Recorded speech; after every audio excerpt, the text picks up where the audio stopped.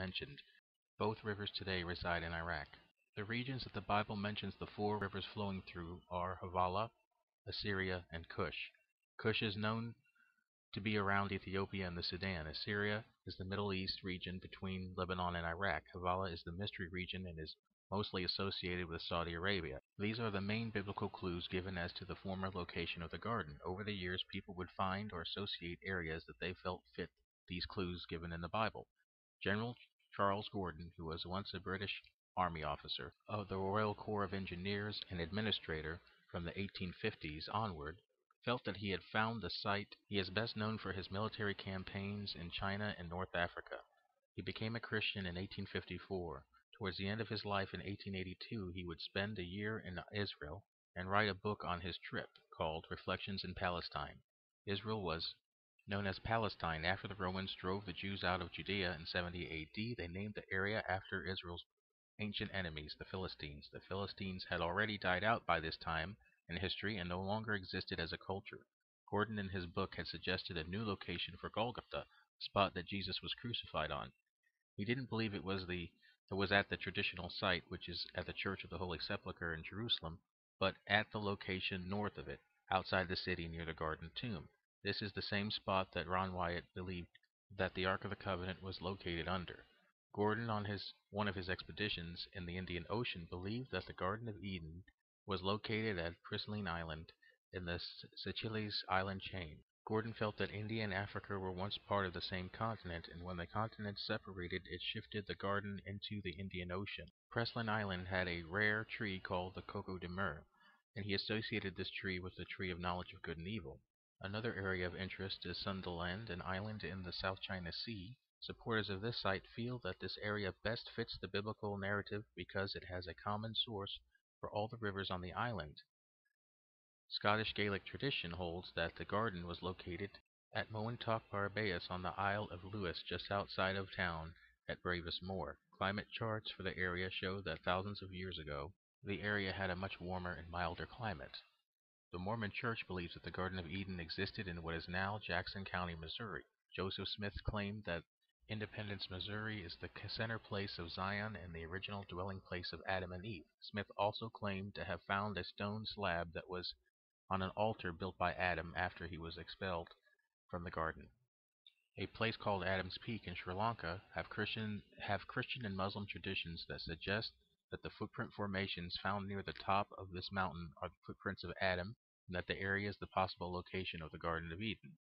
Also, four rivers originate from this mountain.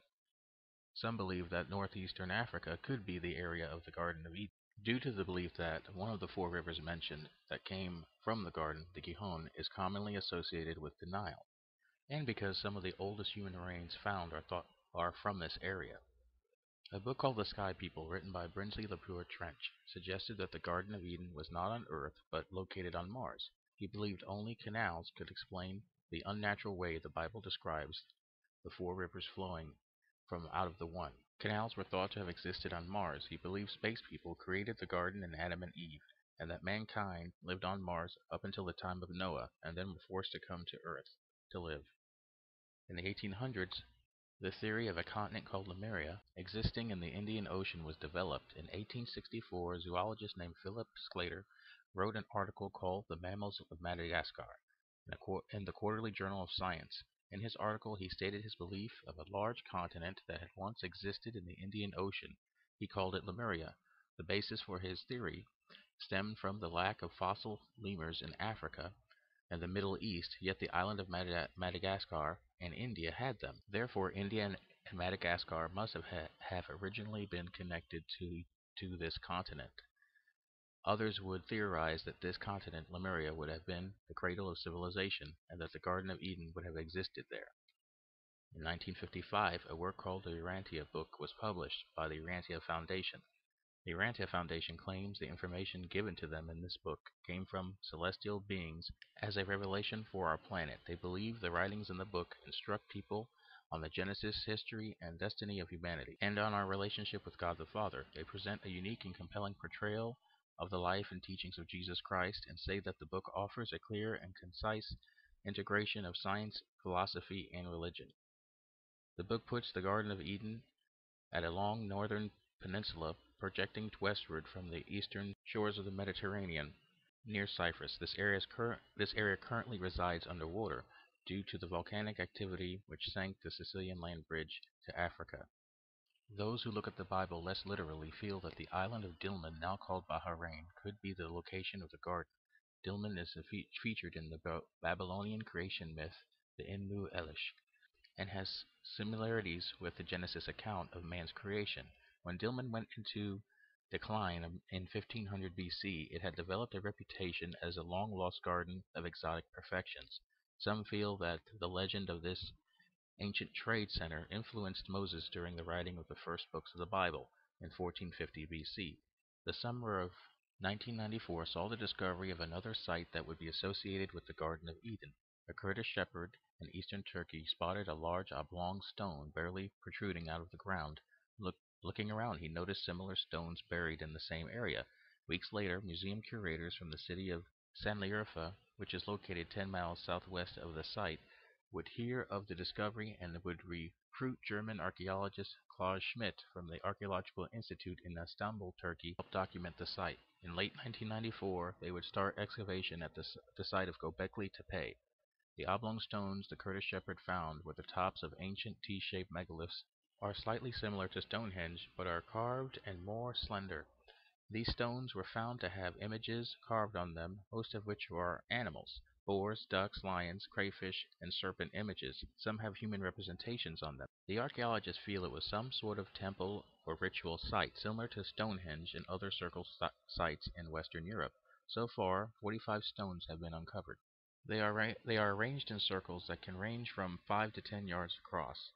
Geomagnetic surveys show the possibility of hundreds of more standing stones in the earth waiting to be uncovered.